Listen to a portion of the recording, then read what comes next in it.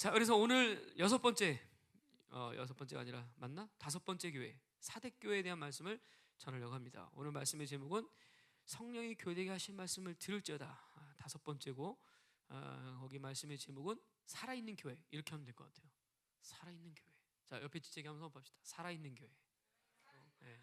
자, 오늘은 살아있는 교회에 대한 말씀을 전해요. 여러분, 살아있는 교회, 여러분 마음이 뜨겁죠? 나는 신앙생활을 여러 군데 교회에서 했는데 그 중에 몇몇 교회는 살아있는 교회가 아니었어요. 겉으로는 되게 살아있는 것 같이 보였는데 막상 가서 보면 다 죽어있는 교회예요. 진짜 시설도 화려하고 사람도 엄청 많고, 엄청까지는 아니지만 한 1,500명 많은 교회, 이런 교회에서 내가 두 번을 있어 봤어요. 사례비도 많이 주고 사람들도 막 잘 나가는 사람, 유명한 사람 많고, 밖에서 보면 그렇게 화려하고 멋있는 교회 같아. 근데 막상 교회 들어가면 아무것도 없어. 다 줬어. 영이 기도 한마디도 못하고 말씀도 죽었고, 사랑도 없고 믿음도 식었고, 다 자기 마음대로 이기심과 개인주의와 생존 본능과 돈의 목적을 가지며 하나님을 이용하는 그런 교회들을 나는 실제로 경험했단 말이죠. 나는 이런 이름밖에 없는 죽은 교회에 대해서 난 정말 너무 안타깝고, 또 그런 교회에서 내가 신앙생활을 하면서 느낀 거지만 이 시대에 살아있는 교회를 찾기가 쉽지 않다는 거야. 내 아픔은 그런 데서부터 시작이 됐어요. 하나님, 정말 내가 살아있는 교회를 찾을 수 있겠습니까? 그리고 이제 시작한 게 생명사역이었고, 이 생명사역을 통해서 내가 가진 꿈은 하나님이 갖고 있는 꿈, 하나님이 원하는 살아있는 교회, 이 꿈을 가지고 목회를 시작했고, 그렇게 지금도 여러분과 함께 사역을 하고 있는 거예요. 우리가 이 시간들을 가면서 우리 교회가 이름만 멀쩡하고 겉만 번지르하고 죽은 교회라면 그건 아무 의미가 없어요. 우리는 진짜 하나님이 보실 때 살아있는 교회, 하나님 보실 때 기뻐하는 교회, 이런 교회가 되기 위해서 모인 것이고, 그런 영광을 위해서 하나님이 나를 부르시고 여러분을 부르시다는 걸 믿어야 돼요. 교회는 그렇기 때문에, 또 천사가 하나 더 왔네. 그렇죠. 교회는 그렇기 때문에 천만 한 천사가 왔어요. 그래서 지금 원래 천만 천사였는데 자, 그래서 교회는 무엇보다 그 교회는 규모, 숫자, 프로그램 이런 게 중요한 게 아니라 그 교회를 성령이 장악했냐가 중요한 거예요. 내가 이거는 목숨 걸고 얘기할 수 있습니다. 그것이 아니라면 난 손에 장을 지을 수도 있어요. 아니, 목숨을 내줄 수도 있어요. 교회는 하나님과 성령께서 장악한 것이 진짜 교회예요. 그러니까 왜냐하면 그분이 장악할 때 교회는 비로소 영광을 보기 때문에. 그러니까 사람이 주도하고 사람이 장악한 교회는 이런 영광이 있을 수가 없어요. 아무리 노력하고 좋은 것을 해도 썩은 냄새밖에 나지 않아요. 진짜 하나님이 살아있는 교회는 생명력이 막 왕성하고, 진짜 하나님이 성령께서 운행하시는 그런 교회란 말이죠. 에베소 교회처럼 7 촛대 사이를 거니시는 그분의 운행하심이 있는 교회가 살아있는 교회예요. 우리가 이 시대에 이 교회 가운데 주님이 방문하지 않는다, 주님이 이곳 가운데 거니지 않는다, 그것을 우리가 교회라고 어떻게 얘기하겠어요? 하나님이 이 공동체 안에서 늘 거니면서 여러분을 터치하시고 안수하며 또 여러분 가운데 운행할 때 그것이 비로 살아있는 교회의 모습이고, 근데 제가 가본 교회들은 하나님의 운행하심이 단 한 톨도 느껴지지 않는, 기름 부심 단 한 톨도 느껴지지 않는 그런 곳에서 종교 생활만 끌고 가면서 인사나 나누고 교제나 하면서 그렇게 사는 거예요. 그러니 영이 다 죽는 거예요. 그러면서도 자기가 잘 살고 있다, 세상에서 이렇게 화려한 인생을 살고 있고 부족한 게 없다, 그러니까 스스로 만족하며 속을 뿐이지 그 영혼은 목적지가 다른 데 갈 거예요. 내가 진짜 그런 영혼들을 너무 많이 봤어요. 교회에서는 막 칭찬받고 박수치고 대단한 사람이라고 인정하지만 실제로 만나보면 아무것도 없어요. 빈 껍데기밖에 없어요. 우리는 진짜 이제 그러한 신앙생활은 다 청산해야 되고, 하나님 보실 때 진짜 살아있는 성도, 살아있는 교회, 진짜 교회가 되기를 주의 이름으로 축복한단 말이죠. 여러분, 초대교회도 시작은 성령님이 시작하셨어요. 그죠? 초대교회 태동도 성령 충만으로부터 시작했기 때문에 교회가 성령님을 빼놓고 나서는 아무것도 없는 거야.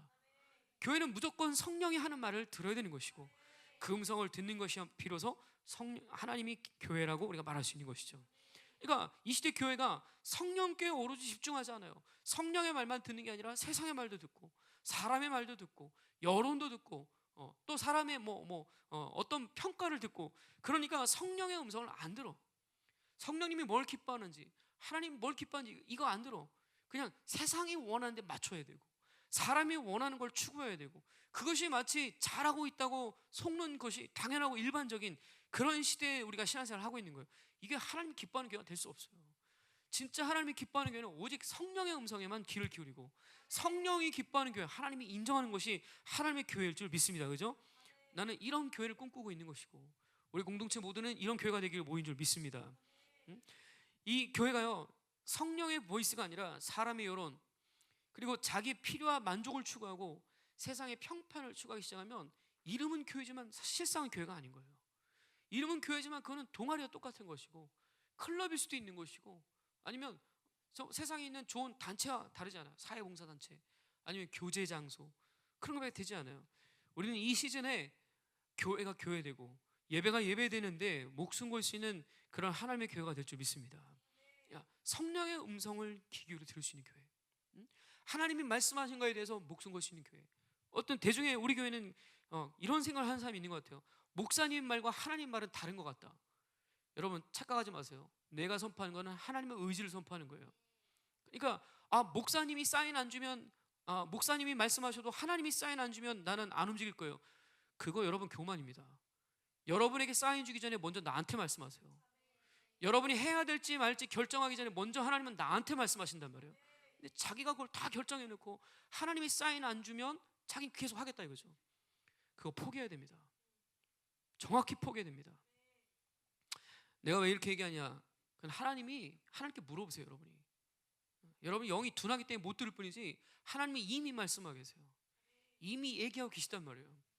귀 있는 자는 들을지어다. 성령이 교회에게 하시는 말씀을 들을지어다. 여러분 고린도전서 2장 10절에 14절 말씀에 뭐라고 하냐면, 오직 하나님이 성령으로 이것을 우리에게 보이셨으니, 성령은 모든 것, 그건 하나님의 깊음까지도 통달하신다 그랬어요. 성령의 음성을 듣지 못하면 그것은 하나님의 뜻을 알 수가 없어요. 성령의 음성을 들어야 하나님이 뭘 원하시는지를 알 수 있어요. 하나님이 무엇을 기뻐하시고 싫어하는지를 정확히 알려면 성령의 음성을 들어야 된단 말이에요. 말씀을 먹어야 된단 말이죠. 근데 사람이 성령으로 살지 않으면 하나님의 깊은 뜻을 알 방법이 없어요. 11절에 2장 11절에 고린도전서, 사람의 일을 사람의 속에 있는 영 외에 누가 알리요? 이와 같이 하나님의 일도 하나님의 영 외에는 아무도 알지 못하느니라. 그러니까 보세요, 우리가 어떤 일을 진행함에 있어서 성령 충만하지 않은데 내가 하나님 뜻을 한다 이렇게 얘기하면 안 돼요. 성령 충만하지 않는데 하나님이 나에게 사인을 주셨다 이렇게 얘기하면 안 돼요. 일단은 성령 충만하고 나서야 하나님의 뜻, 본질적인 뜻을 캐치할 수 있단 말이죠. 대부분 많은 사람이 속는 거야. 자, 12절에 뭐랍니까? 우리가 세상의 영을 받지 아니하고 오직 하나님으로부터 온 영을 받았으니 이는 우리로 하여금 하나님께서 우리에게 은혜로 주신 것을 알게 하려 하심이라 그랬어요. 자, 13절에 우리가 이것을 말하거니와 사람의 지혜가 가르친 말로 아니하고 오직 성령께서 가르치신 것으로 하니 영적인 일은 영적인 것으로 분별하느니라. 마지막 14절 시작. 육에 속한 사람은 하나님의 성령의 일들을 받지 아니하나니 이는 그것들이 그에게는 어리석게 보이며 또 그는 그것을 알 수도 없나니 그러한 일은 영적으로 분별되기 때문이다. 여러분 보세요, 육으로 사는 사람이 하나님의 의지를 알까요? 절대 알 수 없어요. 왜냐하면 성령으로 살아야만 하나님의 깊은 것을 알 수 있는데, 아니 지금도 자기가 육적인 삶의 방식을 다 열어놓으면서 하나님이 나에게 이렇게 말씀하셨다, 하나님이 나에게 이렇게 사인했다, 그거야말로 자칭 속는 거야. 잘못되는 거야. 내가 분명히 들어야 돼. 귀 있는 자는 들을지어다. 일단 성령 충만하고 나면 하나님이 알아서 이끌어 가세요. 그러니까 내가 보세요, 생존 본능, 또 세상의 방법, 바벨론 이런 걸 살면서 어쩔 수 없었어요. 그것이 나의 방편이에요. 그 내가 선택입니다 이렇게 얘기하지만 하나님이 과연 그걸 선택했느냐? 여러분이 성령 충만하지만 그것을 그렇게 쉽게 얘기할 수 없단 말이죠. 신앙생활 하면서 성령님과 친하지 않은 사람들, 그런 사람들이 이 시대는 가능하다고 생각하는데 사실 원래 가능한 게 아니에요. 신앙생활 했다면 무조건 성령님과 친구가 돼야 돼요. 성령님과 친밀해야 된단 말이죠.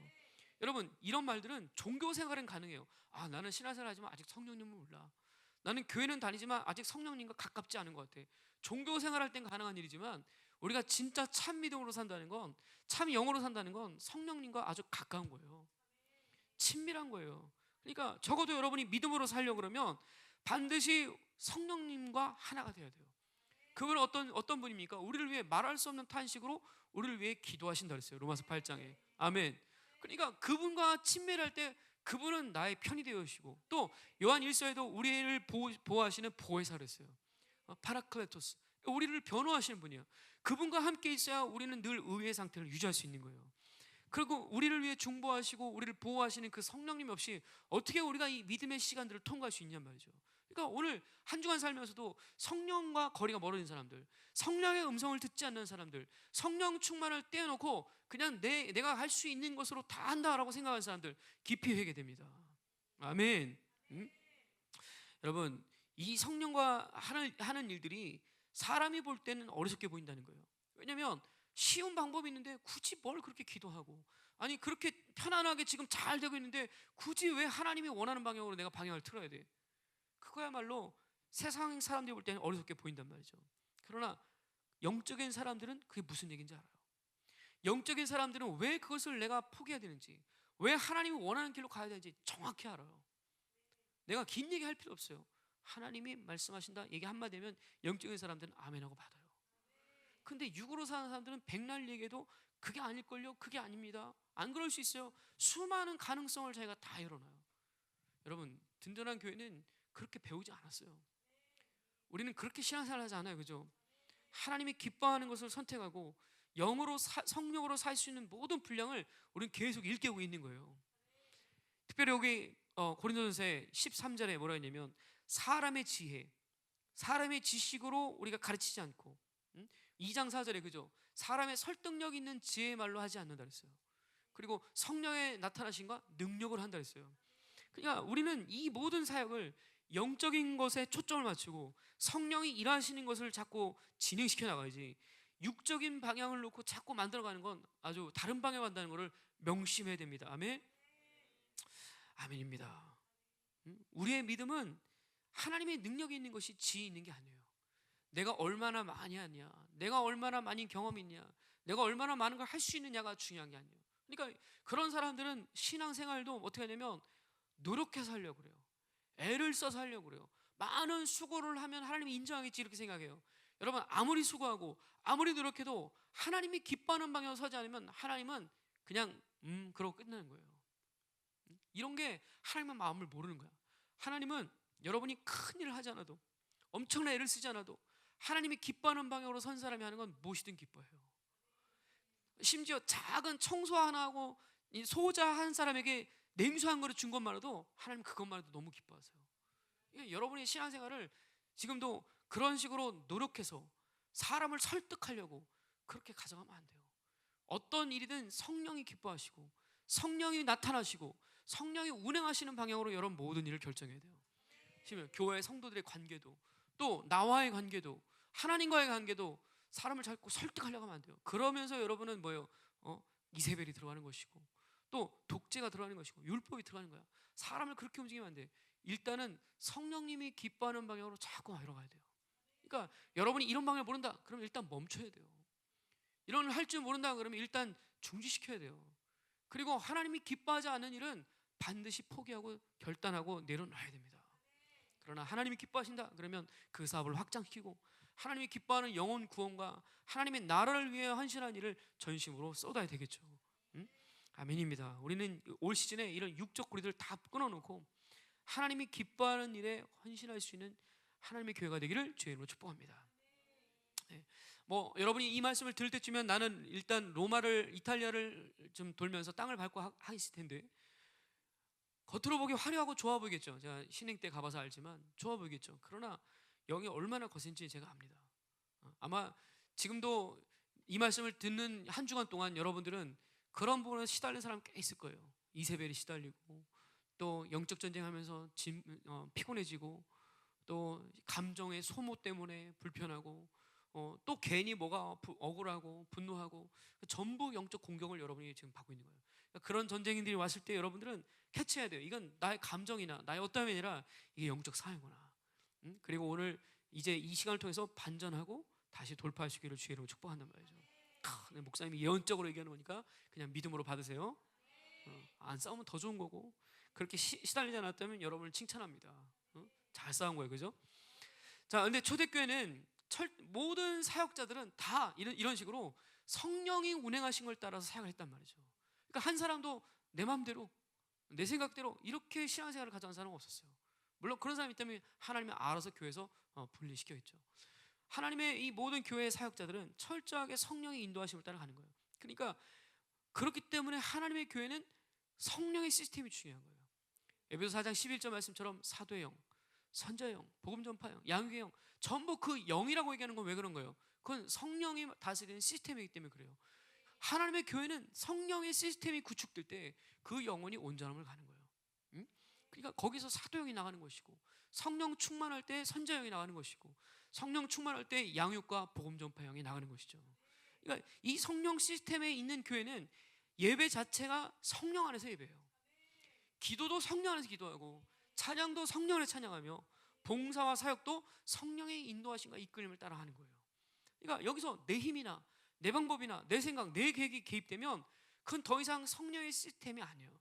이런 식으로 우리가 많이 움직이기 때문에 이 성령의 시스템이 다 부서진 교회들 내가 많이 봤단 말이죠. 응?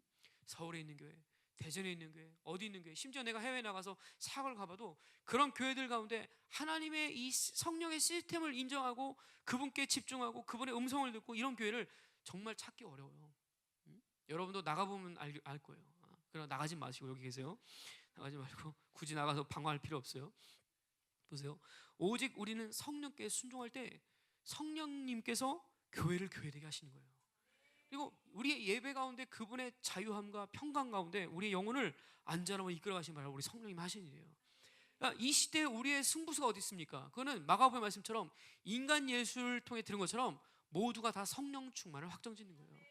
모두가 다 성령 충만할 때 승리할 수 있는 발판이 생기는 거예요.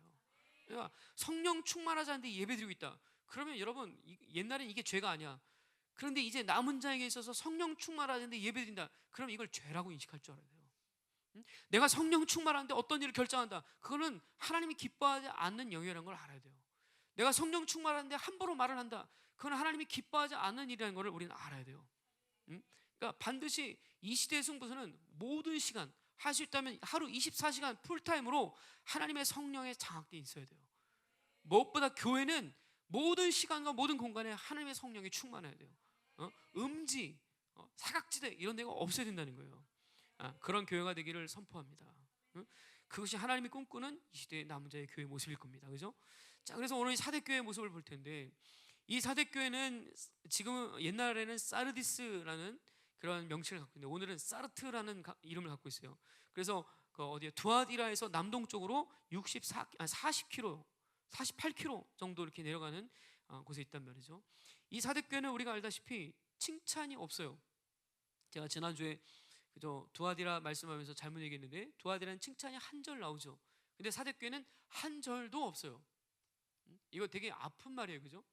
이게 되게 슬픈 일이에요. 하나님이 당신의 교회를 보면서 칭찬할 것이 없다. 여러분 예를 들면 이렇게 생각해 봅시다. 부모님이 자기 자녀를 보면서 자랑스러워하지 않는다. 단 하나의 칭찬거리도 갖지 못한다. 그러면 여러분 얼마나 상실감이 크겠어요. 응? 여러분 어떤 부모라도 자기가 낳은 새끼는 사랑해요. 그죠? 심지어 고슴도치도 자기 새끼는 품에 안아요. 왜냐면 자기 새끼이기 때문에. 이거 보세요. 하나님이 당신이 낳은 핏값으로 낳은 당신의 교회, 하나님의 자녀들의 모임을 가지고 칭찬하지 않는다? 이거는 원래 하나님이 세운 교회의 모습이 아니에요. 응? 이 하나님의 아픔이에요. 하나님의 아픔. 하나님이 자기 자녀를 아름답게 빚어서 만들어놨는데 나중에 보니까 독사처럼 뱀처럼 변해가지고 낼름내림 거리고 있다. 그건 하나님이 말할 수 없는 고통이에요. 이 시대 교회들 가운데 하나님이 칭찬할 수 있는 교회가 얼마나 될지 모르겠어요. 그것은 사람의 눈으로 볼 때는 잘한다, 칭찬한다 할 수 있겠지만 과연 우리 하나님이 보실 때 그 교회가 정말 하나님의 교회냐, 하나님이 기뻐하시는 성령이 다스린 교회냐, 그런 걸 본다면 하나님이 칭찬하는 교회는 정말 손꼽을 거예요. 왜냐하면 그런 교회가 다 하나님이 칭찬하는 교회라면 마지막 때 주님의 나라가 임할 때 모든 교회가 다 구원받을 거예요. 그러면 이 계시록에 굳이 14만 4천이라는 상징적인 숫자를 제한하지 않을 거예요. 그냥 교회 다니고 예수 믿으면 다 구원받는다 그랬으면 그러면 우리가 뭘 걱정하겠어요. 근데 보세요. 그분의 첫째 부활에 참여한 사람은 아주 소수예요. 말씀을 인해서 목뱀을 당한 자, 그분의 이름 때문에 생명을 걸고 어린 양이 이끄는 어디든 따라가는 자, 그런 영혼들에게만 첫째 부활의 영광을 허락하신다는 거예요. 그리고 그들은 소수예요, 소수. 물론 하나님이 이제 그런 사람들을 큰 무리로 모으겠지만 지금은 우리가 볼 때 소수예요. 그러니까 이런 하나님의 이런 상황들을 볼 때 이 땅에 있는 수많은 교회들이 다 칭찬받는 교회냐? 그렇지 않을 거예요. 우리 눈에 볼 때는 이 교회는 이게 좋고 저 교회는 저게 안 좋고 나는 많은 평가를 할 수 있겠지만 과연 하나님의 시선에 볼 때 온전한 분량이 있느냐? 그건 내가 알지 못하겠지만 하나님의 마음은 지금 아픈 거예요. 오늘 사대교회를 보면서 자, 이 교회는 우리가 바라지 않는 모습을 가진 교회예요. 고린도 교회처럼 모든 질서가 무너지고 또 리더십에 대적하고 십자가의 질서가 깨진 교회, 하나님이 기뻐하지 않는 교회의 모습이에요. 오늘 여기 나오는 사대교회가 또 그런 교회의 모습을 갖고 있어요. 우리는 이런 교회의 모습을 보면서 우리 자신의 모습을 비춰보고 거울 삼아서 하나님의 말씀을 반면교사 삼아서 이런 교회가 되지 않기를 몸부림쳐야 되는 것이고, 또 이런 교회의 영역이 있다면 하나님께 지금 회개해야 되는 것이고, 그리고 하나님이 기뻐하는 성령이 다스리는 교회로 일어날 수 있기를 주의 이름으로 축복합니다. 자, 오늘 사대 지역은 아주 오래된 도시였습니다.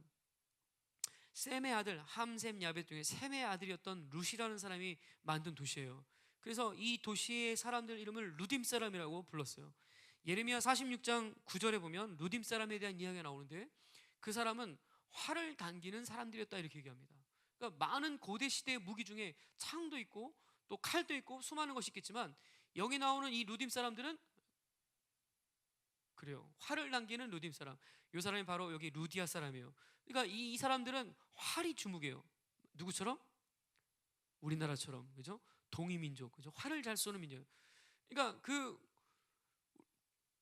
그죠? 활을 잘 쏘는 민족 같이 우리 민족처럼 전투 민족이란 말이에요. 전투 민족. 그래서 이들은 굉장히 전쟁을 잘하고 막강한 군사를 가진 그런 나라였어요. 이 리디아라는 나라예요. 리디아. 들어봤어요? 신약에서는 루디아 사람 이렇게 나와요. 그러니까 리디아라는 왕국의 이제 이 수도가 바로 사대였어요. 그래서 이 리디아 왕국은 BC 700년부터 546년까지 한 246년 가량 지속됐던 나라예요. 아주 강력했어요. 강성했어요. 더군다나 이 나라가 뭐로 유명했냐면 부자였어요. 엄청 부자였어요. 왜 부자였냐면 그 마지막 망하기 직전에 다스리던 왕이 크로에수스라는 왕인데 이 왕 시절에 돈이 무지하게 많았어요. 그 땅에 뭐가 있었냐면 팩톨루스라는 강이 있었는데 이 강에서 사금이 어마어마하게 나왔어요. 어마어마하게. 그래서 이 그리스 로마 신화에 보면 거기가 마이더스 그 황금의 손이 저주를 씻어내려고 손을 닦은 곳이 그 강이라고 이게 전승이 내려온대요. 그러니까 그 강에 금이 많이 나와서 아마 그런 전승이 생긴 거겠죠. 돈을 엄청나게 벌었어요. 그래서 돈이 넘쳐나가지고 어찌할 줄 모르니까 이 돈을 가지고 뭘 했냐면 동전을 만든 거야. 이게 세계 최초의 금화예요. 그러니까 히타이트 우리가 알고 있는 뭐 그런 문명을 만든 그런 사람들보다 더 먼저 전 세계 최초로 금화를 만드는 사람들이에요. 리디아가. 그러니까 얼마나 부자였어요. 사실 금 자체가 돈인데 금이 넘쳐나니까 돈을 만들어서 찍어내는 거야. 앞에는 사자, 뒤는 황소 이렇게 찍어가지고 금을 발행을 한 거예요. 그러니까 전 세계 최초로 금을 기축통화로 만든 첫 번째 나라가 바로 리디아예요. 대단한 나라죠. 대단한 나라예요. 그러니까 상업이 발달하고 무역이 발달하고 전 세계 최초로 금화로 유통을 시작했기 때문에 경제의 혁명을 일으킨 나라예요. 지금으로 얘기하면 마치 코인을 처음 만든 사람이 떼부자가 된 것처럼, 그렇죠? 이런 식으로 지금 무역 체계에 파장을 일으키고 혁명을 일으킨 리더십에 있는 그런 국가였단 말이에요. 그러니까 리디아가 허가를 해줘야 금이 유통되고 또 리디아에서 금을 사줘야 되고 이런 식으로 중간의 역할을 아주 했던 그런 강성한 나라였단 말이죠. 금이 아주 유명한 나라였어요. 또 뭐로 유명했느냐? 바로 그 자주색 염료를 생산하는 원산지였어요. 그러니까 직물을 기가 막히게 만드는 나라였어요. 그러다 이 두 가지의 산업이 아주 발달해서 이런 물질적 풍요를 가지고 웅장한 건물들도 많이 만들고 신전들도 많이 만들고 심지어 막 기부를 엄청나게 했대요. 돈이 넘쳐나니까. 그런데 기가 막힌 건 이런 부유한 나라가 영원히 갈 줄 알았는데 한순간에 망해버려요. 쫄딱 망해버려요. 마치 마지막 때 바벨론이 그렇게 망하듯이 한 시간에 모든 바벨론이 패망하듯이 가지고 있는 모든 부와 명예와 갖고 있는 모든 것들이 다 한순간에 날아가 버려요. 이게 하나님이 말하시는 게 있는 거죠. 자, 그 이후에 547년에 BC 547년에 페르시아가 지배를 하기 시작합니다. 335년까지. 그리고 이어서 334년부터 알렉산더가 헬레니즘을 가지고 이 땅을 점령합니다. 그래서 이 땅이 이제 헬라화 되는 거예요. 이 시기에 아데미 신전이 굉장히 크게 세워졌어요. 이 신전이 왜 유명하냐면 고대 시대의 네 번째로 거대했던 이오니즘식 건축물이었대요. 그러니까 파르테논 신전의 2.5배 되는 분량을 가진 큰 신전이었대요. 기둥이 82개래요. 엄청 큰 신전이에요. 놀라지도 않네. 천사들은 다 놀라는데. 그래요. 오늘의 유목 코드는 천사예요.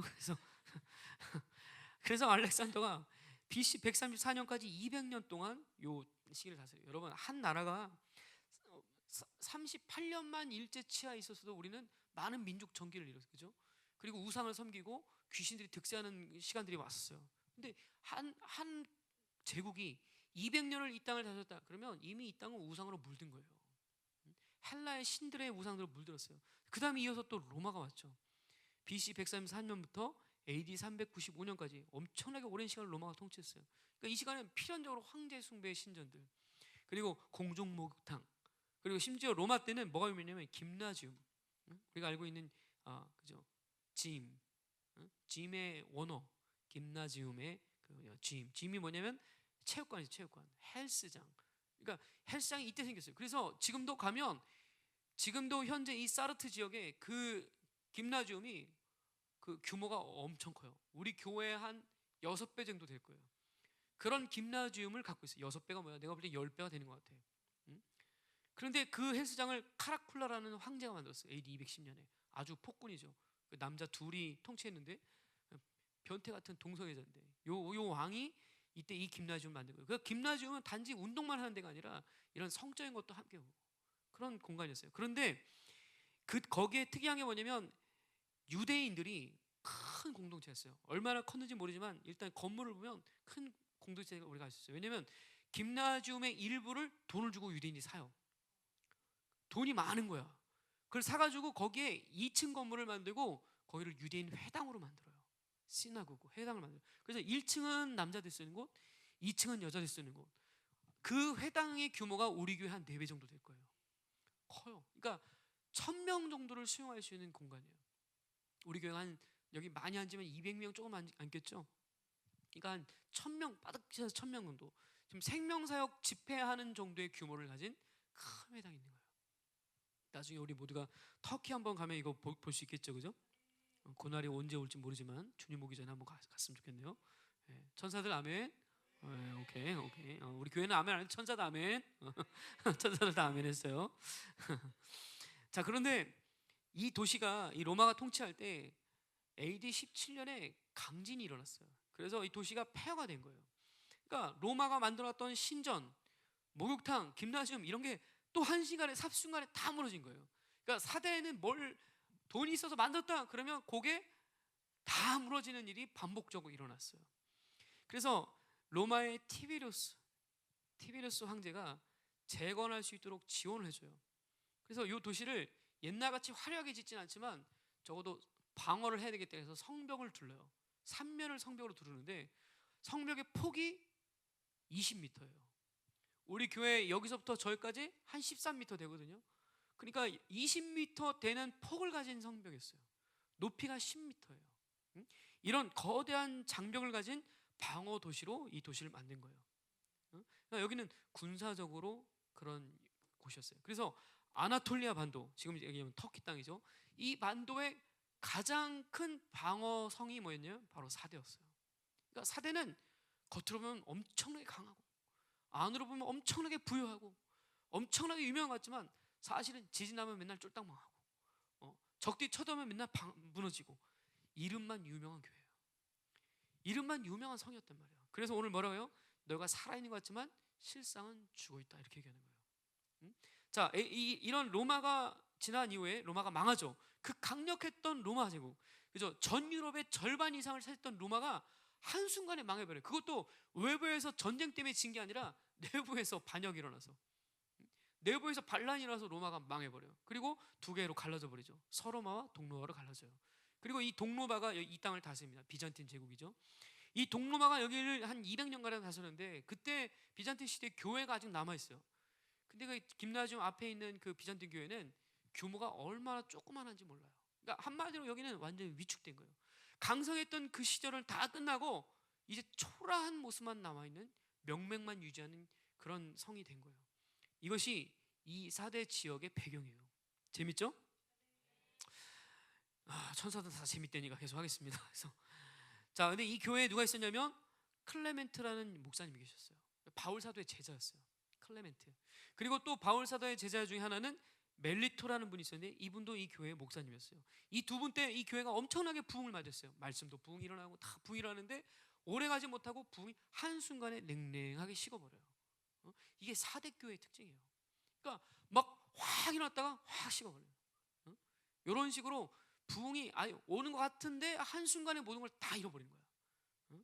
여러분, 이 4대 교회 같은 흐름을 가진 신앙들은 빠르게 회개해야 됩니다. 그리고 하나님이 주신 우리 두아디라 교회처럼 처음 행위보다 나중에 행위가 더 커질 수밖에 없는 이런 신앙의 칼날을 가져야 돼요.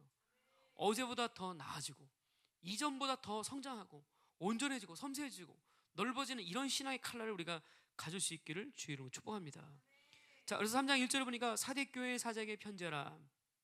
자, 오늘 예수님이 등장하는데 하나님의 예수님의 모습이 어떤 모습이냐? 바로 하나님의 7 영과 7 별을 가지신 모습으로 등장했어요. 이거는 한마디로 천사들을 부리시는 하나님의 모습이에요. 그죠? 여기 7 영이라는 거는 하나님의 보좌 옆에 있는 7 천사장을 얘기하는 거예요. 우리가 에녹서를 공동체 얘기 안 했지만 들은 분은 대강 아실 거예요. 그리고 많이 들은 이름들이 있어요. 미가엘, 라파엘, 가브리엘, 그 다음에 파누엘, 루미엘, 사리엘, 라구엘, 이런 천사장들이 있단 말이죠. 나중에 이거 다 한번 다룰 기회가 있겠죠. 근데 이 7 천사들이 하나님 옆에 있어요. 이 천사들의 역할은 하나님의 보좌 옆에서 그분을 보좌하는 거예요. 그분을 보좌해드리는 거예요. 근데 이 천사들이 나중에 보면 8장에 보면 하나님이 7 인을 뗄 때 천사들이 등장해요. 그래서 이 천사들이 그 7 인을 띄는 역할을 하는 거예요. 그럴 때 이제 심판이 이 땅에 시작되는 거죠. 그러니까 이 천사들의 마지막 때 우리가 실제로 보는 시간이 올 거예요. 그리고 마지막 때 하나님의 남은 자의 교회는 스가랴 5장의 말씀처럼 이 천사장들과 함께 사역하는 시간이 오기 때문에 누가 올지 모르지만 분명히 7 천사들 중에 한 천사가 분명히 우리에게 와서 2 천사가 올 수도 있겠죠. 그죠? 왜냐면 2 날개 가진 여인이 오니까 2 여인이 오나? 하여튼 뭐 그래서 이러한 시간 속에서 하나님의 교회는 이들의 천사장들과 함께 사역하는 시간이 온단 말이죠. 우리는 이 천사장들을 잘 알기를 바랍니다. 아멘. 자, 그래서 주님은 이 천사장들을 부리시고 그 다음에 7 별이라고 그랬어요. 우리가 1장에 말씀하신 7 별은 7 교회의 사자라고 말씀했듯이, 그죠? 1장 마지막에 나오죠. 그러니까 7 별의 사자는 교회의 사자예요. 교회에 파견된 그분의 메신저들이란 말이에요. 그러니까 그런 하나님은 천상에 있는 당신의 천사들을 주관하실 뿐만 아니라 땅에 있는 리더들을 부리시는 분이에요. 그러니까 그분은 천상 천하를 통일하시고 천상과 천하의 모든 것의 통치자시란 말이에요. 하늘과 땅의 주관자세요. 그죠? 이런 분이 지금 찾아오신 거예요. 그러니까 오늘 왜 그런 분이 그런 모습으로 오셨나요? 예수님이 이런 거죠. 그 크로엔수스라는 왕이 그렇게 부자일 때 내가 이 땅의 왕이다, 내가 이 땅의 통치하다, 내가 최고다 이렇게 생각했는데 그 왕이 아무리 최고해도 땅에 있는 신하 몇 명 건드린 것밖에 불과해. 그렇게 될 수밖에 없어. 로마의 왕이 시저가 아무리 강하고 알렉산더가 아무리 강해도 그들은 하나님의 보좌에 있는 천사들을 주관할 수 있는 능력은 없어. 그러니까 오늘 이 표현이 뭡니까? 이것은 오직 주님만이 진정한 왕이라는 거예요. 그분만이 하늘과 땅을 진정으로 다스리는 천상천의 유일하신 하나님이고 왕이라는 거예요. 이런 왕이 지금 교회에 오신 거예요. 그러니까 이런 보세요. 이런 왕이 교회를 방문했다는 것은, 바가 됐다는 것은 어떤 의미에서는 교회 영광이야. 그리고 동시에 어떤 의미에서는 두렵고 떨리는 시간이에요. 말라기 말씀에도 만군의 여호와가 이르노라, 만군의 여호와가 너에게 찾아간다, 이런 말들이 나오면 그때부터 초긴장이에요. 왜냐하면 그것은 모든 군대의 하나님이신 군대 장관이 그 교회를 찾아올 때는 이제 교회를 향한 심판과 그리고 구원할 남은 자들을 구원하기 위해서 찾아오는 거기 때문에 그 시간은 감격의 시간이 되지만 또 한편은 심각한 고난의 시간이라는 걸 알아야 돼요. 응? 자, 이 주님이 지금 교회에 찾아오신 거예요. 그러니까 오늘 4대 교회는 초긴장 상태예요. 여차하면 여차하면 날아갈 수 있는 상황이란 말이죠. 자, 오늘 주님이 오시자마자 탁 하는 얘기가 내가 안다 하면서 위로해야 되는데 그게 아니라 내가 네 행위를 안다 이렇게 얘기했어요. 이거 너무나 충격적인 얘기예요, 그죠? 정확히 그들의 상황을 아는 거예요. 겉으로는 아주 화려해 보이지만 그렇지 않다는 것을 주님이 간파하셨다는 거예요. 자, 오늘 여기 뒤에 뭐라 하면 내가 살았다는 이름은 가졌으나 실상은 죽은 자로다. 그렇죠? 요즘 개역 한글에는 개역 성경에는 실상이란 말이 없지만 옛날 개역판에는 한글판에는 실상이란 말이 나와 있죠. 이거는 이런 얘기입니다. 레퓨테이션, 너의 명예, 평판 이런 거는 살아있는 교회라고 말하지만 실상은 너는 죽었다 이렇게 얘기하는 거예요. 그러니까 이 교회는 그런 거예요. 사람이 볼 때는 괜찮아 보여요. 그러나 실상은 아무것도 없는 거예요. 빈털터린 거예요. 명성은 유명하고 그 교회 뭐 좋아 잘한대 이렇게 하는데 내실은 하나도 없는 거예요. 겉은 화려한데 하나님의 말씀도 없고 성령의 일하심도 없고 그런 교회인 거야. 사람의 설득력 있는 지혜로 화려하고 많은 유명한 유명세를 타고 그런 것 같지만 겉으로는 그런 것 같지만 실제로는 하나님이 기뻐하는 진리를 선포할 수 없는 교회, 그런 진리를 거부하는 교회, 이런 모습이 지금 사대교회 모습인 거예요. 비참하죠? 이게 이 시대의 교회의 모습 중에 하나예요. 그래서 디모데후서 3장 5절에 뭐라 했어요?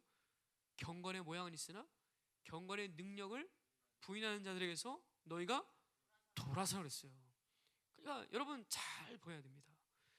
경건의 모양은 경건에 대해 말을 하지만 실제 경건의 능력이 없는 사람들은 그런 사람들과 교제를 오래 할 수 없어요.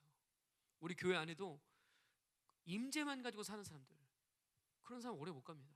진짜 내주하는 성령 역사 가지고 실제적인 새 사람이 번성하지 않은 사람들은 경건의 능력이 뭔지 알지 못해요. 여러분 이 말씀을 잘 들어야 됩니다. 이름만 있고 사람들의 평판, 여론 이런 것만 유명해서 되는 게 아니라, 그런 것만 가지고 사는 게 아니라 이런 신앙들 다 죽은 신앙이란 말이에요. 이름값만 있는 신앙이에요. 생명력이 없어요. 한마디로 그런 거죠. 영적으로 혼수 상태, 빈사 상태. 그 뭐라고 하죠? 이거 살아있지만 뇌만 살아있는 거? 뇌사 상태. 살아있는데 실제는 죽은 거야. 아무것도 없어. 움직일 수 없는 거야, 모든 것이. 그러니까 이런 거죠. 자, 하나님이 뭐라고 했냐면 항상 기뻐하라 그랬어요. 근데 알아. 근데 기뻐할 수 없어. 또 염려하지 말라 365번을 얘기했는데 맨날 염려해. 그게 뭐예요? 죽은 신앙이죠. 그 믿음이 다 이미 죽은 교회란 말이에요. 그러니까 하나님이 염려하지 말라는데 맨날 염려해. 아파서 염려하고, 돈 없어서 염려하고, 사는 문제 때문에 염려하고, 사람 때문에 염려하고, 근심하고. 그게 어떻게 사는 신앙이에요? 그건 하나님의 말씀, 절대적인 하나님의 말씀을 자기 스스로가 필요하면 받아들이고 필요하면 받지 않는 거예요. 이건 전부 하나님의 말씀이 죽은 교회야. 그는 믿음이 죽은 교회고 실제로는 죽어있는 교회란 말이에요. 아무리 난 알아요, 난 이해해요 다 얘기하지만 그 모든 경건의 모양은 알지만 능력을 부인하는 사람들, 이거 전부 잘못된 방향으로 가는 거예요. 이게 영적으로 이 뇌사 상태에 있는 거죠.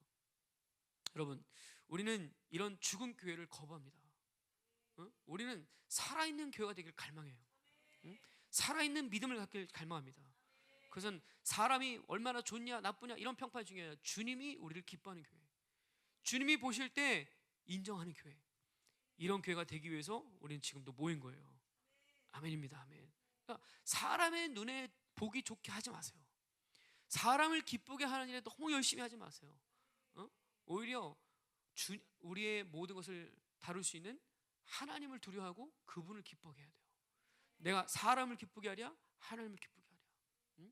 우리는 오직 하나님이 기뻐하는 교회가 되어야지, 자꾸 여론과 평판, 사람의 시선이 볼 때 좋은 교회를 만들면 여러분의 목표는 좋은 사람이 되는 게 불가해요.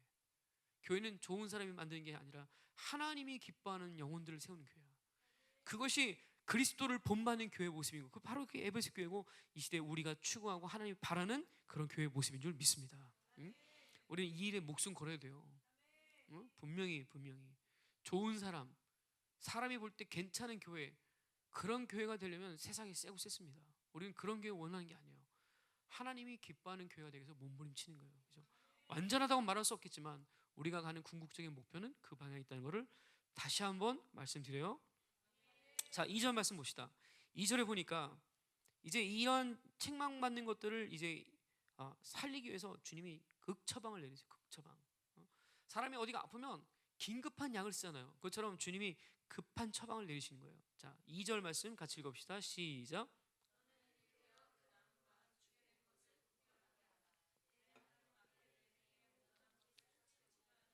자, 첫 번째 뭐라고 하냐면 너는 깨어나라. 응? 잠든 영혼들을 깨우라는 거예요. 일 깨우라니까. Wake up, be watchful 이렇게 얘기하는 거예요. 깨어나라는 거예요. 여러분, 요 헤로도토스라는 유명한 역사가 있는데 들어는 봤을 거예요. 들어는 봤죠? 천사들이 끄떡끄떡 했어요. 헤로도토스라는 유명한 역사가 있는데 이 역사가 어떤 역사를 기록했냐면 이 도시에 대한 역사가 있어요. 4대에 어떤 역사가 있냐면 이 도시가 5번 침공을 당했어요. 5번 점령을 당했는데 그 중에 2번이 어이없이 무너졌어요. 왜냐하면 보초가 문을 지키다가 졸았어. 그래서 도시가 점령당했어. 쪽팔려. 아니 어떻게 이런 강력한 성을 가지고 이 어마어마한 도시가 보초가 졸다가 문이 뚫려. 기가 막히죠. 그래서 오늘 여기 말씀에 깨어있으라는 말은 화들짝 놀란 말씀이야. 우리처럼 그냥 깨어있어야 돼 이게 아니라 이 도시 사람들은 이 교회 사람들 이 말 들으면 무슨 일인지 금방 알아. 그래, 우리가 졸다가 원수들한테 성 뺏겼어. 우리가 졸두고 있다가 잠들었다가 여기 다 뺏겼어. 정신 차리고 깨어나야 돼. 이거 번뜩 정신 드는 거야. 무슨 뉘앙스인지 알겠죠? 그래서 진짜 깨어있지 않으면 이 시대에 영을 배가는 시대예요.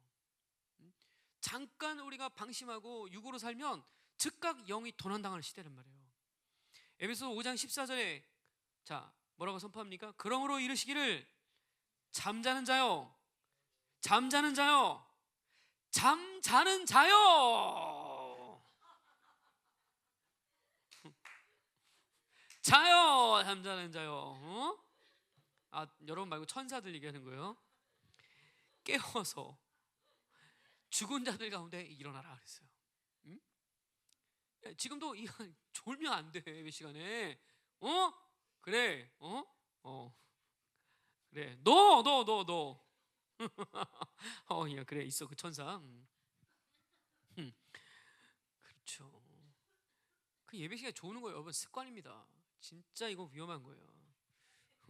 졸다가 성 다 뺏기는 거야. 누구 와슈 그러다가 문 다 열어주고 그죠? 눈 뜨고 조는 사람도 있어요. 눈 뜨고 조는 사람들. 네, 정신을 바짝 차리고 말씀을 계속 빨아당겨야 돼. 아멘. 자, 이 시대에 영이 잠들면요 정말 위험합니다. 계속 깨어 있어야 됩니다. 그죠? 심지어 히브리서에 뭐라고 했냐면 자 이렇게 나와요. 13절 17절에 너희를 인도하는 자들에게 순종하고 복종하라 했어요. 그들은 너희 영혼을 위하여 경성하기를 깨어 있기를 자기 자신들이 청소할 자인 것 같이 하느니라 했어요. 그러니까 여러분 이 시대 리더들의 역할은 뭐냐면 깨워서 영혼들을 자꾸 깨우는 거예요. 일어나라, 깨어나라 하고 계속해서 여러분을 들깨우는 게 리더의 역할이에요. 그죠? 그래서 느헤미야 같은 사람 보면 밤에 잠을 안 자요. 안 자고 성벽에 가서 성벽 공사가 어떻게 되는지 늘 둘러보고 그죠? 둘러보면서 하나님의 이 역사를 어떻게 이룰 수 있을지 늘 하나님 앞에 구하며 고민하고 애쓰고 몸부림치는 사람이에요. 이게 리더의 모습이에요. 그러니까 여러분 하나님은 이 시대도 이런 리더들을 찾고 있어요. 이런 남은 자들을 깨우길 원하고 계세요. 그러니까 우리는 이 시대에 잠든 사람이 되면 안 돼. 새벽별처럼 가장 어두운 시간에 밝은 빛으로 등장해서 잠자는 자들에게 깨울 수 있는 그런 하나님의 교회로 서야 될 줄 믿습니다. 그러니까 첫 번째는 처방이 뭡니까? 잠에서 깨어나는 거예요. 영적인 잠에서 일어나라는 거예요. 자, 두 번째 뭐 합니까? 일어나서 굳건하게 하라는 거예요. 굳건하게 하라. strength, 굳건하게 해라. 그건 무슨 뜻입니까? 이거는 그 남은 바 죽게 된 것을 굳건히 하는 거예요. 그러니까 그들에게는 지금 아직 죽지 않은 영역이 남아있다는 거예요. 이 사데라는 의미 자체가 남아있다 이런 뜻이에요. 남은 물건 이런 뜻이야. 그러니까 너희들 중에 아직까지 진짜 이제 남아있는 그 생명, 남아있는 남은 자들의 그 어떤 그런 흐름 이런 것들을 이제 죽지 않도록 굳게 붙잡아 주라는 거야. 아멘입니다. 그러니까 하나님의 이 사대교회를 향한 마지막 초점은 모든 사람이 다 잘 됐으면 좋겠지만 그게 아니라 뭐 하는 거야? 너희들 중에 살아있는 남은 자가 일어나야 된다는 거야. 하나님의 이 시대의 마지막 시대의 초점도 우후죽순 아무나가 아니라 남은 자들만 일으키길 원해서 그건 하나님의 의지야. 이거는 내가 뭘 원해서가 아니라 하나님이 이 시대 마지막 때 구원의 반열에 들 수 있는 남은 자들만을 모으시기 원해요. 그러니까 이제 하나님의 교회 안에 이러한 잘못된 흐름들, 비진리, 상대진리, 자기 생각, 이런 흐름들을 갖고 나 주님이 다 정리하실 거예요. 올 시즌이 바로 그런 시즌이에요. 잘못 열려있는 문들을 다 닫고 모두가 다 하나님의 이 남은 자의 흐름은 다 들어오는 거예요. 마지막 때 하나님은 이런 남은 자들을 더 강하게 하시고 굳건하게 하기 위해서 교회를 세우세요. 그러니까 우리는 이 시즌에 이제 남은 자가 굳건하게 사는 것을 보는 시즌이에요. 그러니까 그들이 갖고 있는 진리와 그들의 믿음과 소망과 사랑이 이전과 비교할 수 없을 만큼 굳건해지는 시간이 바로 이 시즌이에요. 여러분, 우리 교회가 이전보다 더 강력한 믿음, 강력한 사랑, 강력한 소망으로 하나 되는 시즌이 이 공동체에 열리기를 축복합니다. 응? 그러니까 이런 것들을 강하게 하는 거예요. 눈에 보이는 무엇이 아니라 보이지 않지만 하나님이 주신 영원한 영적 가치들을 강하게 할 수 있는 교회, 그 시즌, 그 교회를 주님이 지금도 세우고 계신 거예요. 자, 그러니까 오늘 왜 이 굳건하게 하라는 말이 나옵니까? 이것도 마찬가지죠. 성벽, 그렇게 강했던 성벽이 하루아침에 무너지고 그렇게 번성했던 나라가 한순간에 무너질 때 그들은 아는 거예요. 야, 우리가 굳건하게 하지 못했구나. 뭐 성벽을 방비를 못했을 뿐만 아니라 성벽을 지키는 보초들이 굳건하지 않은 거죠. 그러니까 하나님은 지금 그런 얘기 하는 거예요. 야, 너희가 굳건하게 하지 않으면 남은 영역도 다 뺏긴다는 거예요. 사대교회를 지금 그렇게 얘기하고 있는 거예요. 자, 왜 이렇게 하나님이 그들에게 극청을 합니까? 그걸 보면 왜냐하면 내 행위에 온전한 것을 찾지 못하였기 때문이다 그랬어요. 이유가 있어요. 하나님이 그냥 얘기하는 게 아니라 주님이 그냥 안다 이렇게 얘기한 게 아니라 연구를 하신 거야. 찾아본 거야. 하나님이 세밀하게 리서치를 해보니까 저울에 달아봤더니 하나님의 분량에 미치지 못했다는 거야. 다니엘서 보면 그죠?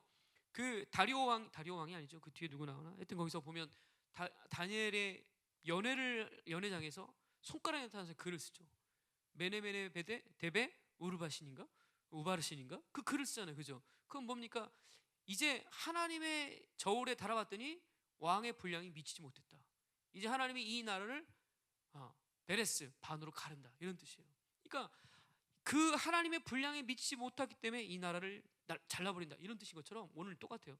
하나님이 저울에 달아보니까 오늘 여기 나오는 그 원어가 뭐냐면 휴리스켄이라는 단어인데 이게 부족한 것이 드러났다 이런 뜻이에요. 저울에 달아봤더니 정확한 무게가 아닌 거야. 그러니까 하나님은 그들을 향해서 이렇게 정확하게 평가를 하시는 분이에요.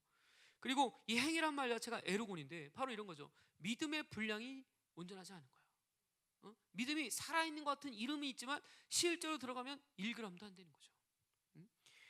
이미 믿음으로 사는 분량이 미미할 정도로 없어요. 그리고 이름만 믿는다고 말하지 실제로는 아무짝에도 능력이 나타나는 그런 믿음으로 사는 거, 이게 죽은 믿음이란 말이죠. 야고보서의 말씀에도 그렇죠? 행함이 없는 믿음, 늘 갈등하는 믿음, 의심하는 믿음, 전부 죽은 믿음이에요. 근데 이런 믿음으로 갖고 사는 시즌이 바로 사대교회의 모습인 거예요. 여러분, 우리는 이런 믿음에서 나와야 돼요. 그죠? 그래서 주님이 이제 이 공동체에 뭐라냐면 너희는 회개하라고 말씀하셨어요. 자, 3절 말씀 같이 읽읍시다. 어떻게 회개할 것이냐? 그분이 이 방법까지 세밀하게 알려주세요. 자, 같이 읽습니다. 시작.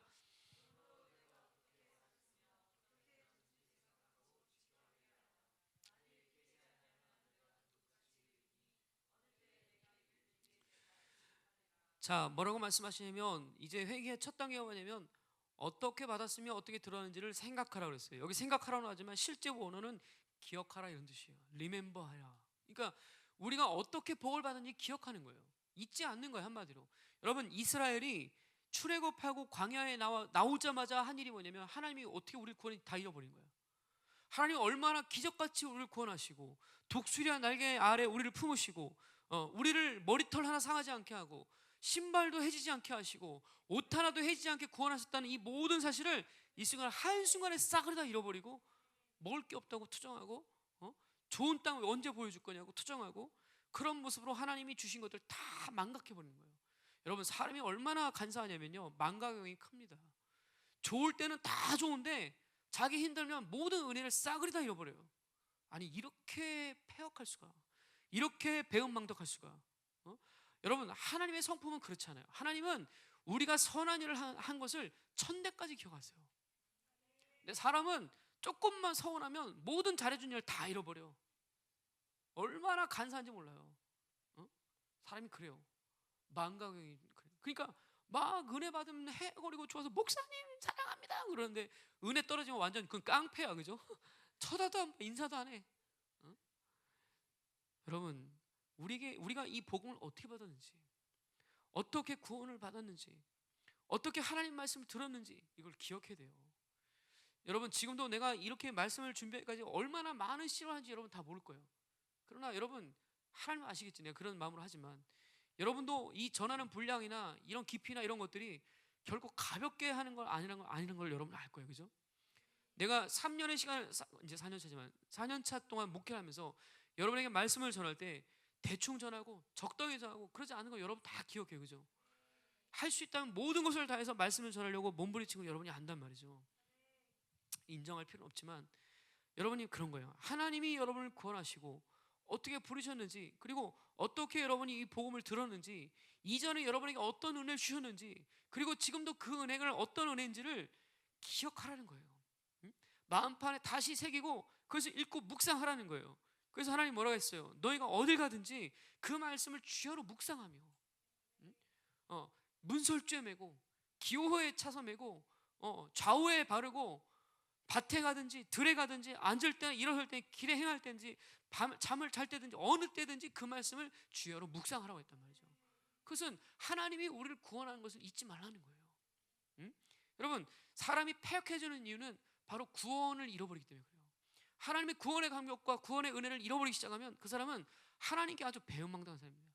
하나님이 나를 이렇게 구원하고 죄인인 나를 의인으로 삼았다는 사실을 까마득하게 잊은 채 하나님 왜 안 주냐고 맨날 그분의 뒤만 쑤셔대고 맨날 따지기나 하고 불평이나 하고 원망이나 하고 하나님 앞에 늘 대적하는 모습으로 선다는 거.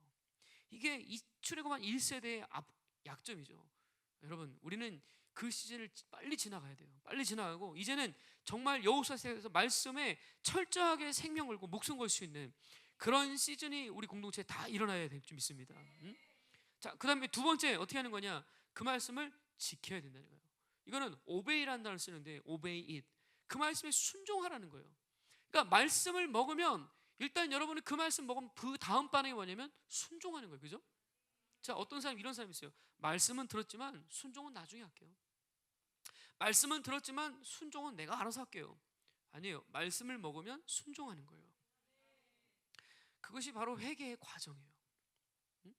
그러니까 여러분, 어떤 사람들은 마음이 열려야 순종하죠. 이런 사람이 있어요. 그런 사람이 있어요, 진짜. 아니, 마음이 안 가는데 어떻게 순종합니까? 여러분 그렇게 얘기하는 사람 꽤 많아요. 그게 왜 그러냐? 그거 누가 하는 얘기냐면 바로 옛사람이 하는 얘기예요. 옛사람은 하나님 말씀에 절대 순종할 수 없어요. 맨날 어떻게 순종해 이렇게 얘기해요, 그죠? 근데 보세요, 새 사람은 오직 선택이 순종밖에 없어. 그냥 하나님의 말씀하셨다 그러면 순종하는 것밖에 없어.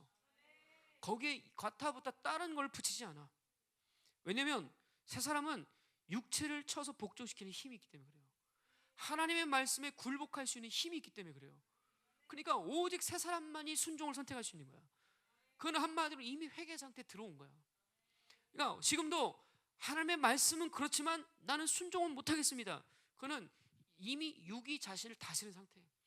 영으로 살지 못하는 상태를 스스로가 말할 뿐이에요. 그게 다 하나님의 하드디스크에 저장되는 거야.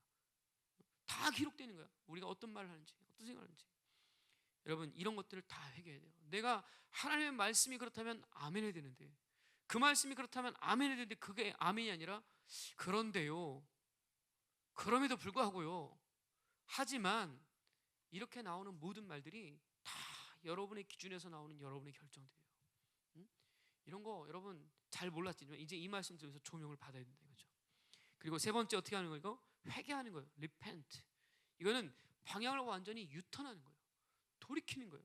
이전에 가던 그 방향으로 가는 게 아니라 하나님이 주신 새로운 기회를 잡는 거예요. 이게 회개의 과정이에요. 그러니까 하나님이 베푸신 은혜를 기억하고, 그리고 그 말씀을 지키기 위해서 자신의 육체를 치고, 그리고 결국 그 말씀을 따라가기 위해서 방향을 돌이키는 거. 이게 회개예요, 회개. 여러분, 역사상 이런 완벽한 회개의 모습을 보였던 사람이 있었어요. 니느의 왕이에요. 그죠? 니느의 왕. 그 요나가 찾아가서 니네 너희 망한다 하고 막 열심히 다니고 대충 선포했는데 그 왕이 하나님 말씀을 듣고 뭐요? 가슴을 치면서 옷을 찢고 베옷을 입고 재를 뿌리고 그 위에 올라가서 금식을 선포하며 전 나라의 짐승까지 물 한 모금도 먹지 않고 금식을 선포하며 혹시 하나님이 우리를 구원하실지 모르겠다고 그런 식으로 회개를 선포할 때 하나님이 모든 작정했던 심판을 돌이키세요. 진멸하겠다는 그분의 말씀을 돌이키신단 말이에요. 이게 하나님이 기뻐하는 회개의 모습이에요. 여러분, 우리가 이렇게 회개해야 돼요. 그러니까 회개라는 것은 절대 감정으로 잘못했어요, 다시는 안 그럴게요, 아니면 내가 실수했네, 이게 회개가 아니라 우리의 지와 정과 의야, 지식과 감정과 의지 자체가 전적으로 하나님을 향해 고정하고 돌이키는 거예요. 이게 회개예요, 회개. 그러니까 여러분이 회개했다 그러면 전 인격은 다시는 그 방향을 가지 않아요. 왜냐면 의지도 이 방향이고 감정도 하나님 방향이고 지식도 하나님을 향해 열렸기 때문에 그 사람의 유일한 관심은 하나님을 아는 것이고 하나님의 사랑을 받아들이는 것이고 하나님이 기뻐하는 일을 하기 위해 몸부림치는 거야. 이게 그 사람의 유일한 관심이야, 방향이야. 근데 회개하지 않은 사람들은 잘못했어요 하지만 늘 관심이 어디 있냐면 내가 기뻐하는 거, 또 내가 알고 싶은 거, 내가 하고 싶은 일에 늘 자신의 의지와 감정과 그 지식을 투여하는 일에 쓰는 거예요. 여기도 보면 그런 사람이 있어. 하나님이 기뻐하는 방향을 서는 게 아니라 늘 자기가 원하는 방향을 서면서 회개했다고 속는 사람들, 이거 전부 종교 생활의 대가들이에요. 이거 다 풀어내야 돼. 다 가짜 회개를 다 풀어내야 돼. 아멘. 자, 오늘 이런 회개가 일어나지 않으면 주님이 방문하신다는 거예요. 어떻게 방문하느냐? 만일 그렇게 깨어나지 않으면, 회개하지 않으면 내가 도둑같이 너에게 이르러서 너희를 향해 심판의 칼을 들겠다는 거예요.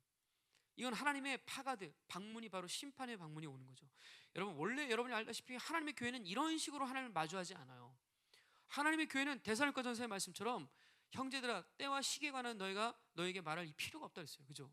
왜냐하면 다시 얘기할 필요 없는 것이 우리는 빛의 자녀이고 빛의 아들들이기 때문에 도적같이 오는 것을 우리가 받지 않는다 그랬어요. 그죠? 우리는 늘 하나님이 언제 오실 때 그 때와 절기를 알며, 그죠? 시기적인 그 시간들 하나님의 시간표를 가지고 분별해서 그 때를 아는 사람들이에요.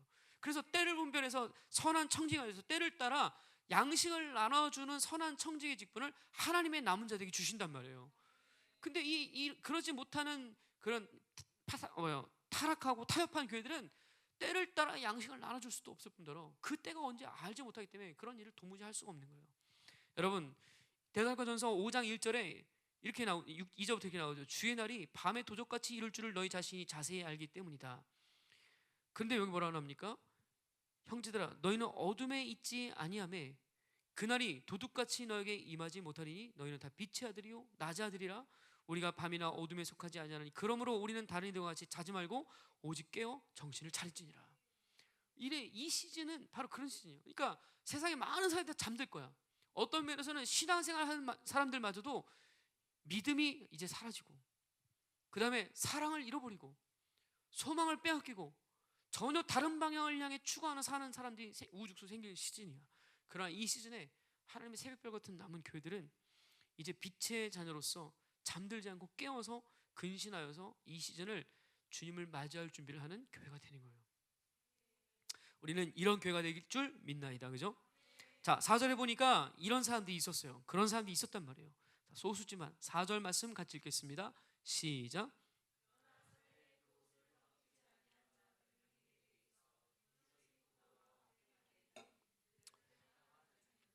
자, 이들 가운데 바로 소수가 있었어요. 그죠? 여기 fewmen이라는 사람, few people이라는 단어가 여기 나오는데 내가 오늘 착각해가지고 지난주에 착각해서 좋아하긴 했었지만 여기 보면 그런 사람이에요. 소수가 나온다. 몇 명, 그죠? A few people.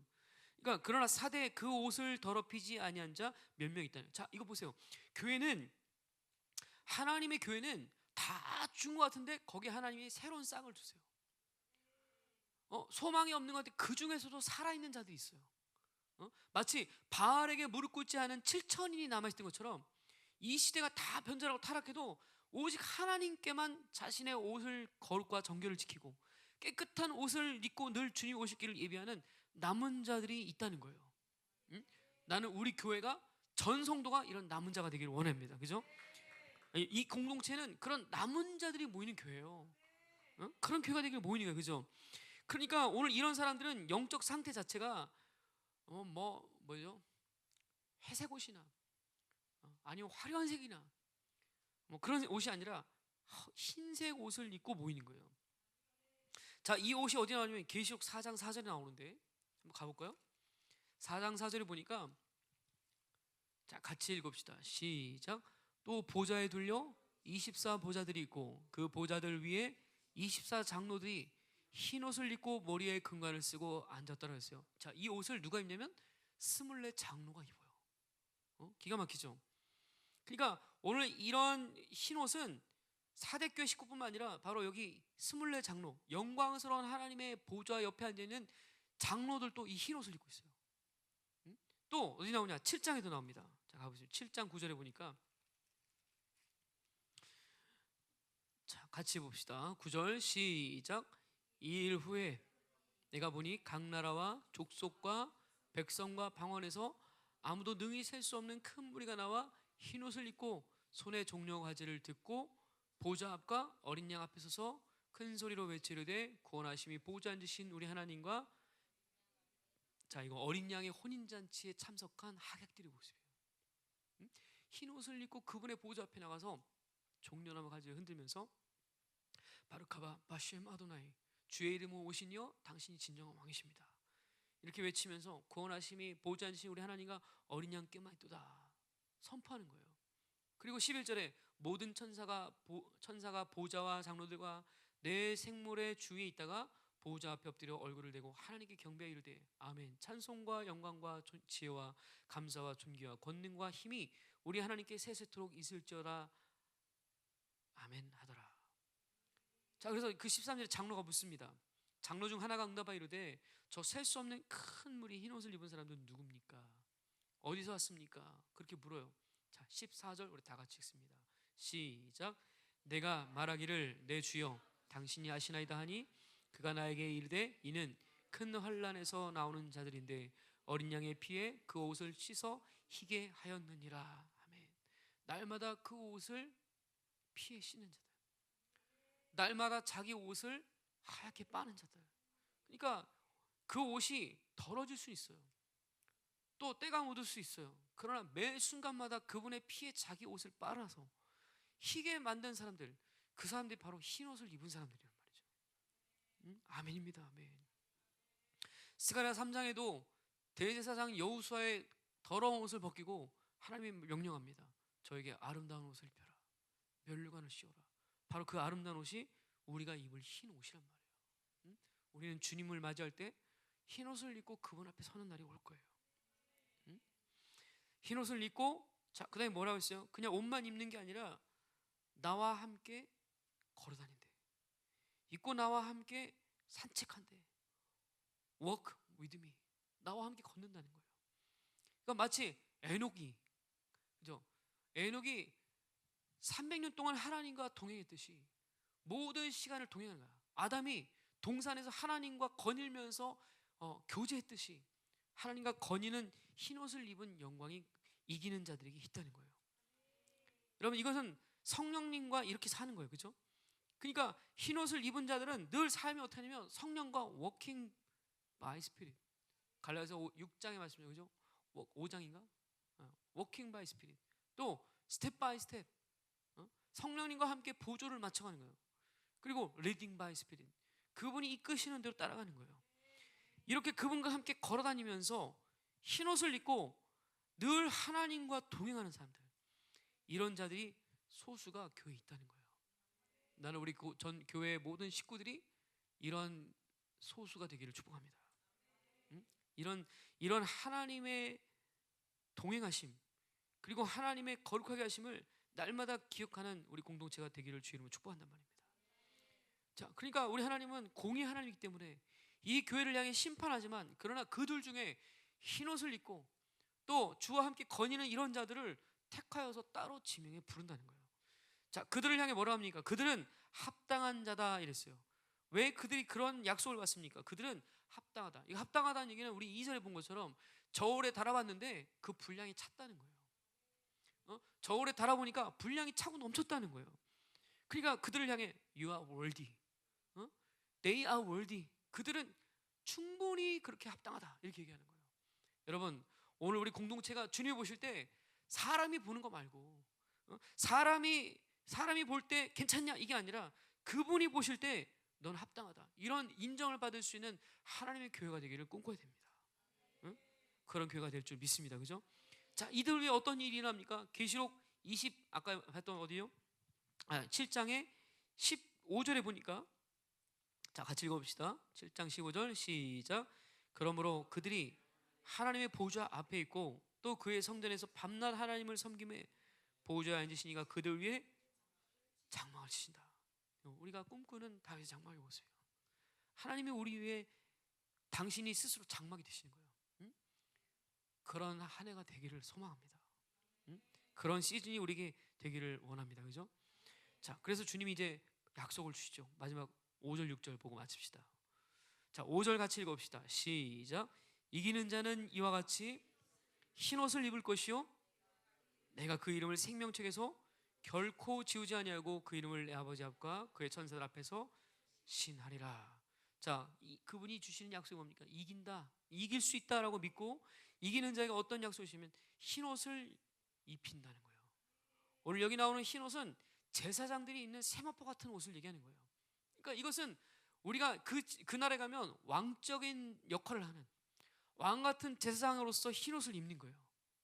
그런 약속을 받는 거예요. 그죠? 보세요. 사대교회처럼 부유하고 사람들의 평판 있고 아무리 유명하다 할지라도 하나님 앞에서 실패하면 소용이 없는 거예요. 여기 말씀에 제가 하나 빼먹은 것 같은데 어디야? 자, 몇 절이죠? 내 앞에서, 이거 어디 나와? 자, 2절에 그죠? 내 하나님 앞에란 말이 있잖아요. 이거는 사람 앞에 아니라 코란데요. 사이트 오브 갓, 하나님의 이 사이트 앞에서 바로 이 분량이 찰 것이냐 찰지 못할 결정짓는 거예요. 그러니까 여론이나 평판이나 인기, 세상의 기준 이런 거 가지고 우리가 옳다함을 받을 수 없는 거야. 오직 하나님의 저울에 달아볼 때 그분이 완전하다는 것을 우리는 찾아야 된단 말이죠. 그러니까 그러기 위해서 어떻게 돼요? 육적 꼴을 자꾸 끊어야 돼요. 적어도 영으로 사는 분량이 많아야 이 무게를 감당할 수 있는 거예요. 그런 자들이 바로 왕 같은 제사장의 의복을 입고 흰옷을 입고 그 앞에 서는 거예요. 자, 2절에 두 번째 어떤 약속을 받습니까? 생명책에서 Book of Life, 그죠? 생명의 책에서 우리의 이름을 지우지 않는다. 여기 영어에 보면 blot out, 우리의 이름을 날려버리지 않는다는 거예요. 흐려지지 않는다는 거야. 그러니까 여러분, 이거는 다른 얘기로 이런 의미예요. 지워줄 수도 있다는 거야. 어떤 상황에선 지워줄 수도 있다는 거야. 여러분 이런 거 몰랐죠? 내 이름 한 번 기록되면 끝나나 보다 했는데 그분의 생명책은 연필로 쓰여 있어요. 연필로 쓰여 있어. 그러니까 언제든지 지울 수 있는 가능성이 있다는 사실을 알아야 돼요. 이건 왜 그러냐? 이건 하나님의 공의 때문에 그래요. 그분이 이걸 다 정해놓고 하면 우리는 아무렇게 살아도 돼. 그건 공의가 아니야. 그죠? 그렇죠? 그리고 한 번 해병이면 영원 해병이냐? 그거 아니에요. 하나님의 나라는 해병대 가는 나라가 아니라 의인들이 가는 나라이기 때문에 하나님의 의인들의 나라고 사랑의 나라이기 때문에 그 나라는 항상 사랑은 뭘로 쓰는 거야? 연필로 쓰는 거야. 그러면 아니라 왜 그런 거야? 그것은 하나님의 사랑이 들어간 사람들이 또 이 나라에 들어올 수 있기 때문에 그분의 나라의 모든 이것을 그 시간에 확정짓지 않고 기다리시는 거예요. 보세요. 하나님은 회개할 때까지 오래 참고 기다린다고 했어요. 그 영혼이 돌아올 때까지 끝까지 기다린다고 했어요. 탕자가 집을 떠나 나갔어도 아들이 들어오는 것을 영원히 기다리고 계신 게 아버지의 마예요. 그러니까 이 생명책에는 언제든 지워줄 수 있도록 지금 이런 식으로 기록되어 있다는 걸 우리가 알아야 돼요. 그러니까 이걸 보면서 하나님 변덕이 심한가 봐 이렇게 생각하면 안 돼요. 그분의 공의로 인해서 하나님이 이런 일이 일어날 수 있다는 사실을 우리 알아야 돼요. 아멘이죠. 자, 그러니까 생명책에 여러분의 이름이 기록되어 있다는 건 하나님 나라의 명부에 여러분의 이름이 기록된 거야. 직원에 가면, 여러분이 동사무소에 가면 돈 내고 끊으면은 가족관계 증명서 나오잖아요. 또 아니면 주민등록 등본 나오잖아요. 마치 이 생명책은 하나님 나라의 시민 등본이야 이게. 그리고 여러분의 하늘나라의 가족관계 증명서 이게. 재밌죠? 공짜예요 다 무료예요. 그러니까 여러분이 이제 이기는 자가 돼서 그 사대 속에서, 그죠? 그 사회에서 자신의 부를 자랑하고 사람들이 인정함을 자랑하고 세상의 기준을 자랑하는 사람들은 실패할 수밖에 없어. 그러나 하나님 앞에서 거룩과 정결을 지키며 자신의 옷을 더럽히지 않은 사람들, 그리고 이제 결국 흰옷을 받으며 생명책에 자기 이름을 기록된 사람들은 이기는 자의 영광을 받게 될 줄 믿는단 말이죠. 그들은 하나님 나라의 시민이고 하나님 나라의 권속이며 성전이 된다는 걸 에베소서 2장에 말씀하고 있는 거예요. 자, 이 말씀에 말라기도 이런 생명책에 대해서 말씀하고 있죠. 말라기 몇 장이냐? 3장 16절에, 그죠? 그때 여호와를 경외하는 자들이 피차에 말하매 여호와께서 그것을 분명히 들으시고 여호와를 경외하는 자와 그 이름을 존중히 여기는 자를 위하여 여호와 앞에 있는 기념책에 기록하셨느냐. 그분 앞에 책이 있어요. 책이, 기념책. 그러니까 계시록에 보면 이 책이 생명책이 있고 또 행위록이 있어요. 그래서 계시록 20장 12절에 보니까 그게 나와요.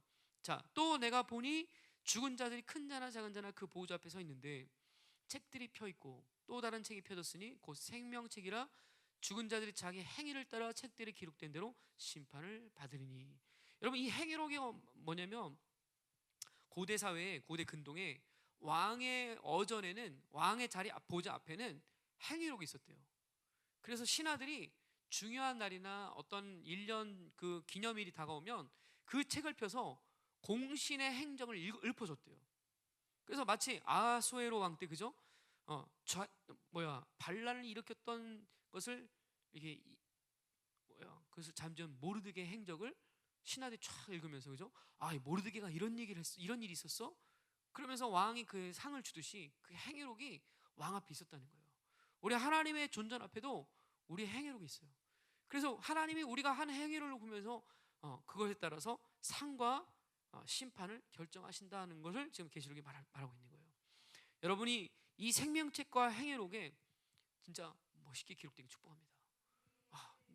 우리 저기 예진이와 세미가 결혼을 앞에 두고 있지만 두 사람끼만 사랑한 게 아니라 기도하기를 힘쓰고 중보하면서 또 특별히 로마 집회를 위해서 밤낮을 가리지 않고 중보했더라 막 이러면 이제 행위록에 쫙 기록되는 거야. 자, 몇 월 며칠 예진이가 지각하고 늦잠 자긴 했지만 행위록에 기록됐다 쫙 나오는 거고. 그럼 하나님이 매년 돌아가면서 안식일이나 뭐 어떤 절기 때 금방 펴가지고 우리 예진이가 그런 일이 있어. 오케이, 예진이 상 하나 줘. 그러면서 옷 한 벌 해주시고 그렇게 하는 거예요. 자, 내가 얘기 안 했지만 지난주에 여러분들이 그 새로 해주신 양복을 입고 예배를 드렸는데 내가 얘기를 안 해서 우리 사모님이 왜 얘기 안 했냐고. 그래서 아는 줄 알았더니 그래서 얘기 안 했어요. 그랬더니 비슷해 보여서 모를 거라고. 감사해요. 시에시에 땡큐. 그라시에 또 뭐가 있나? 스페인어로 뭐라 그래? 그라시아스. 스페인 이탈리아로 뭐를? 그라치에? 그라치아? 그렇지. 그라치오. 땡큐. 그라치아. 자,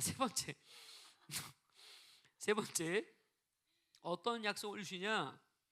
내 아버지 앞과 그의 천사들 앞에서 우리를 시인한다는 거예요. 이거 놀라운 거예요. 이 시인이란 말이 호모로게온데 이런 거죠.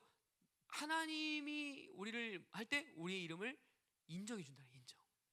그러니까 마치 재판석 앞에 서 있는 여호수아를 예수님이 등장해서 야, 건드리지 마라 사단에게 막 얘기하듯이 그 하나님 아버지와 천사들 앞에서 우리의 이름을 고백하고 인정해 준다는 거야. 그러니까 이런 이기는 자들, 자신의 옷을 더럽히지 않고 끝까지 진리를 사수하며 절대 진리를 지키며 하나님의 말씀을 목숨 건 이 사람들에게 하나님은 외면하지 않으시고 적극적으로 그들을 변화하시며 자신의 핏값을 치러서 내가 보증한다고 우리를 변호해 주신다는 거야. 히브리서 말씀처럼 우리를 형제라고 부르기를 부끄러워하지 않는다는 거야.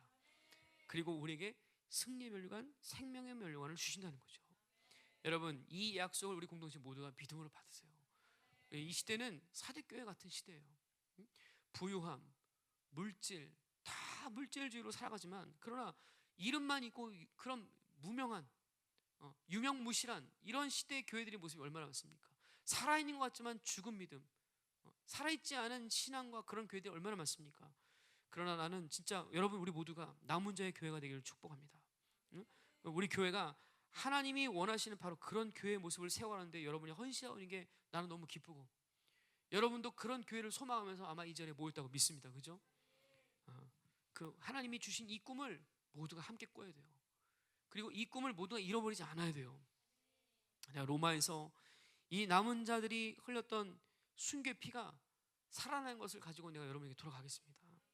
그리고 진리를 타협하지 않고 순교할지언정 믿음, 소망, 사랑을 지키고 돈도, 사람도, 협박도, 칼도, 위협도, 적시나 위험이나 기근이나 그 어떤 것도 하나님의 사랑 때문에 포기하지 않는 그 믿음을 내가 들고 여러분을 향해 찾아가겠습니다. 응? 여러분, 오늘 이 말씀을 귀 있는 자는 성령이 교회에게 하시는 말씀을 듣기를 축복합니다. 우리는 이기기 위해서 부름받은 자예요. 절대로 잠깐 부흥했다가 흐지부지 되거나 아니면 잠깐 부흥했다가 이름만 남는 그런 교회가 아니라 이제 정말 하나님의 새로운 이름을 가지고 새벽별과 같이 어둠 속에 밝혀지며 그리고 흰옷을 입고 생명책의 이름을 기억해서 하나님 앞에 우리의 이름이 고백되어지는 이제 이 영광스러운 하나님의 교회가 되기를 주님의 이름으로 축복합니다. 오직 하나님의 인정을 받는 교회, 하나님이 기뻐하는 교회, 이런 교회가 되기를 주님의 이름으로 부탁을 드립니다. 우리 함께 기도하십시다. 살아계신 주님, 이제 우리 공동체가 이 로마 집회 중보로 들어가고자 합니다.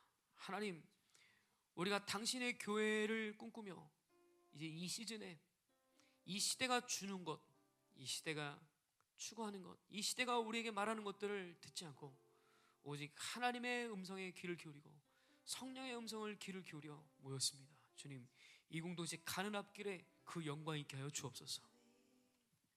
하나님의 일하심과 당신의 역사들이 제한 없이 드러나는 하나님의 교회가 되게 하옵소서. 성령이 다스리는 교회, 성령이 일하시는 교회, 성령이 말씀하시는 하나님의 교회, 이런 교회가 되기를 갈망합니다. 주님, 우리가 가는 길이 스스로 옳은지 틀린지 우리는 알지 못하지만 분명히 하나님을 알고 계시기에 주님이 각자에게 말씀하여 주시고 특별히 목회자와 이 교회에서 선포된 모든 말씀을 다 진리로 먹으며 생명으로 먹을 수 있는 하나님의 교회의 흐름들이 일어나게 하여 주옵소서. 하나님, 결코 이름만 있는 교회, 겉만 번지르한 교회, 내실 없이 그냥 평판만 있는 교회가 아니라 정말 들여다보니 진국이고 들여다보니 그 믿음이 진짜고 함께 있다 보니 하나님이 정말 기뻐하시는 그런 하나님의 참성도와 교회들로 그렇게 일어나는 시간 되게 하여 주옵소서. 주님, 하늘을 활짝 여시고 기름 부으세요. 하나님, 이 시간에 이 기름 부심이 강물같이 부어지게 하여 주옵소서. 하나님, 제한 없이 부어지게 하여 주옵소서. 말씀에 막힘없이 마구 흘러가게 하여 주옵소서. 기름 부심을 막고 있는 어떤 주저함들, 어떤 제한들 다 풀어지게 하시고 하나님 일하시옵소서. 제한 없이 흘러가게 하여 주옵소서. 함께 통성으로 기도하겠습니다. 살아계신 주님, 더 임하시옵소서. 기름 부으시옵소서. 와라바라바라바라바라바라바라바 사바바바바바.